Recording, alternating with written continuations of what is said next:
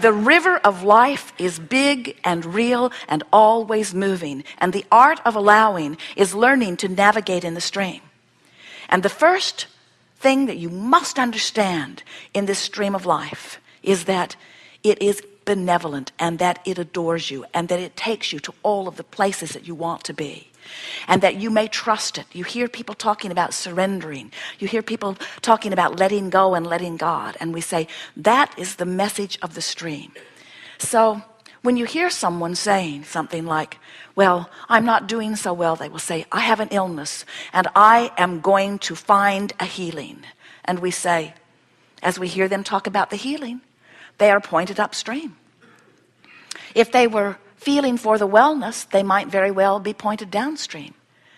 And so we'll be talking all day here today about the upstream thoughts and the downstream thoughts. We want you to get a sense of this powerful stream and its inevitable taking you with it. In other words, when you croak, downstream. Releasing of all resistance. We want so much for you to, in the hours that we are together today, to get such a sense of who you are and such a sense that there is only one stream that is flowing, and it is this stream of well-being, and how everything that you have become is downstream, and that stream, because of the powerful law of attraction, is calling you forward. And when you allow yourself to relax and release and go, life is good, and everything you want will flow into your experience. Your vibrational escrow is full of all kinds of rendezvous points with all kinds of wonderful people and places and experiences. And when you realize that the creative process, life causes you to know what you want. Step one happens naturally.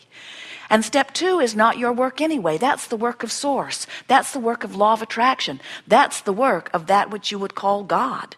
That's the work of the answering of the request. When you ask, it is given every single time. What a good name for a book. We wanted a longer title. We wanted the title to say, so I come forth from non-physical into physical form, and I'm pure positive energy as I'm coming forth. And as I come into my physical body, I'm exposed to all kinds of contrast, which causes me to give birth to constant rockets of desire. And the rockets of desires then flow into non-physical, where they are tended by source energy. And the vibrational escrow is completely continuing to gather. And as I am in my physical form, and I'm listening for the call of source, and reaching for the best feeling thought that I can find, and letting the stream carry me toward it, and I close that gap, now I'm coming into vibrational alignment with what I'm wanting, and now what I've been asking for is given to me. But they said it was much too long. And we like the short version anyway because it says it all. When you ask, it is given. The question is, are you moving in the direction of what you're asking for? Sometimes our physical friends say, I'm working very hard to achieve my goals. And we say, then you're not allowing it to be given to you. You're pointed upstream. Sometimes our physical friends, after they listen to us for a while, and we talk about this delicious, pure, positive energy of love and appreciation here in the vibrational alignment of who you are. And we talk about the opposite end of that emotional scale, where you feel some fear or some disempowerment, where you feel all of those negative emotions that are an indication that you are not in vibrational alignment with who you are.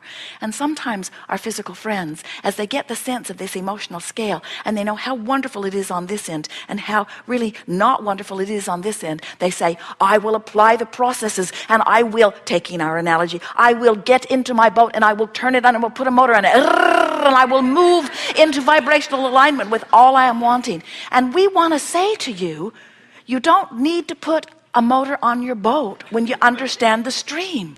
Just let go of the oars.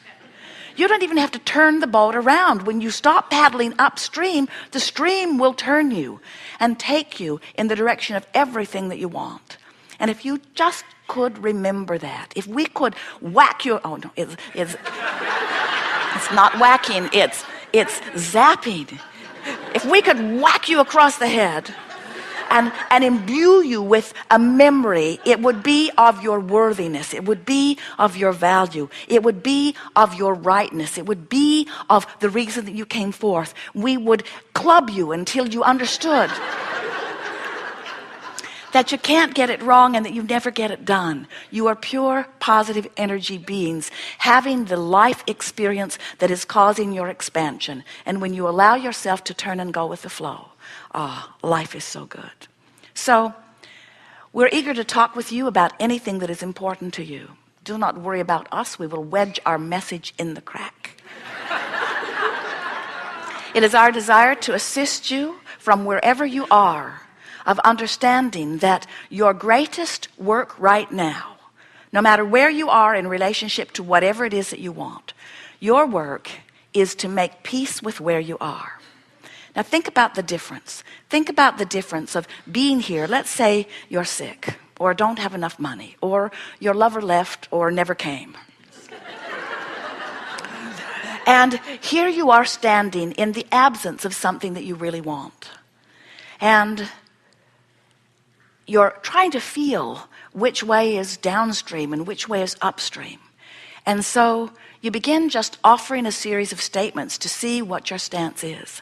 And right away you say something like, oh, I should be doing better than I am doing. Is that upstream or downstream? And is it making peace with where you are, or is it struggling against where you are? So what we're wanting you to feel when you say, oh, I really want more money, but I don't have enough, and I've never had enough. I hardly know anybody who has enough. My parents don't have enough. Is that upstream or downstream?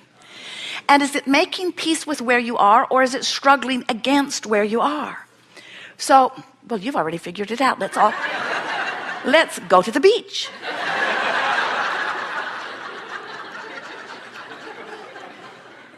So when you understand that your life is right here and now, in other words, in every moment, all of your power, you don't have the power to go from despair into appreciation. You don't even have the power to go in this moment right now from doubt to belief. You can barely make it from doubt to hope. You don't have the power to make these huge vibrational jumps. But you will have a lot better chance of turning and letting the stream carry you if you are making an effort to be nicer to yourself about it. If you're making an effort to give yourself the benefit of the doubt. And you know why? Because the last thing in this world or any world that your inner being will ever do is join you in self-criticism, or criticism of anyone else for that matter. In the moment that you decide to club yourself about the head, that's our work. In the moment that you take issue with something, or you regret something, or you say, I should have done it differently. Anytime you are trying to explain how wrong you are where you stand, you're pointed upstream. And every time you're trying to give yourself the benefit of the doubt, you let go of those oars and the stream turns you. And as the stream turns you, now all kinds of things begin to flow into your experience. In fact, friends, you can't stop them from flowing into your experience. But do you know what happens to so many of you? You have something that you really want. You might have wanted it for a long time. There might be several things you've created, every one of you. Oh, you should see the vibrational escrows that you have amassed. And so the stream and the powerful law of attraction is carrying you, just like the Colorado River that Jerry and Esther were experiencing. This stream is having its way with you, whether you are going willingly or not. But many of you are paddling so hard upstream that even though the stream is carrying you, you're missing it all. Because you're pointed in the wrong direction. In other words, you're not in the attitude of expectation. You're not in that soft attitude where the rendezvousing can take place in a way that you can receive an awareness of it.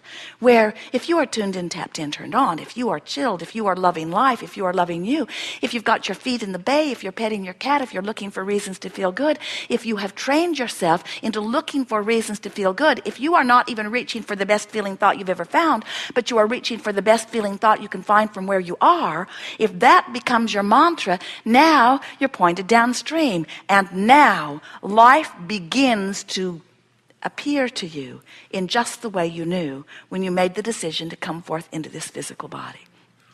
Not one of you said, I'll come forth for struggle, but every one of you said, I can't wait to sink my teeth into the contrast. Not one of you said, I am coming forth to control and fix things. Every one of you said, I'm delighted about the variety, for from it I will come to my personal selfish conclusions about who I am and what I'm wanting to live. And so the long and the short of it is, you've got one walloping stream going. And when you let yourself go with the flow, you feel wonderful. And when you do any version of not letting yourself go with the flow, you feel that. And that's the story of positive and negative emotion. That's the story of the cycle of life. That's the story of who you really were before you were born, who you are in this body, and who you are continuing to become.